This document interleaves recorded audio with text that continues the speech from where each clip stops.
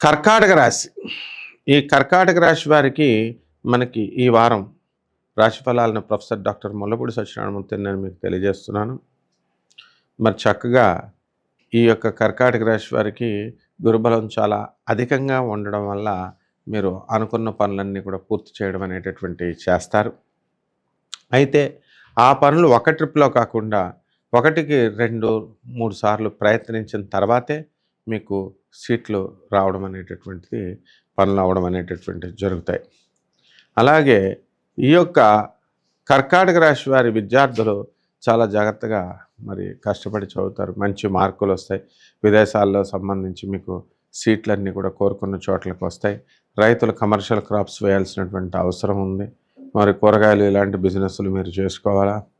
మరి కర్కాటక రాశి వాళ్ళకి భార్యాభర్తల మధ్య ప్రాబ్లమ్స్ ఉన్నాయి. ఇటువంటి ప్రాబ్లమ్స్ అన్నీ కూడా మీరు చక్కగా ఒకళ్ళొకళ్ళు మాట్లాడుకొని సాల్వ్ చేసుకోవాల్సినటువంటి అవసరం ఉంది. కాబట్టి ఈ యొక్క కర్కాటక రాశి వారికి మనకి మీటింగులు ఎక్కువ పెట్టుకుంటూ ఉంటారు. టైం వేస్టేజ్ ఎక్కువ అవుతుంటుంది. ఇళ్ళ నుంచి ఒక ఇంట్లో నుంచి స్థానభ్రంశం ఉంది ఇంకో ఇళ్లల్లోకి వెళ్ళడం. పిల్లలు హాస్టల్ నుంచి ఒక హాస్టల్ నుంచి మరి ఇప్పుడు ఫస్ట్ ఇయర్ అయిపోయింది కాబట్టి సెకండ్ ఇయర్‌కి హాస్టల్‌లోకి వెళ్ళడం. ఇలా ఏదో ఒక రకంగా స్థానభ్రంశము అనేటటువంటిది జరగడానికి అవకాశాలుంటాయి. అలాగే సినీ, సంగీత, సాహిత్య రంగాలలో ఉన్నటువంటి వాళ్ళందరికీ కూడా బ్రహ్మాండంగా కలిసి వస్తుంది. మరి కూరగాయల బిజినెస్ చేసేటటువంటి వాళ్ళందరికీ కూడా బాగా అధిక లాభాలు అనేటటువంటివి మీరు తీస్తారు.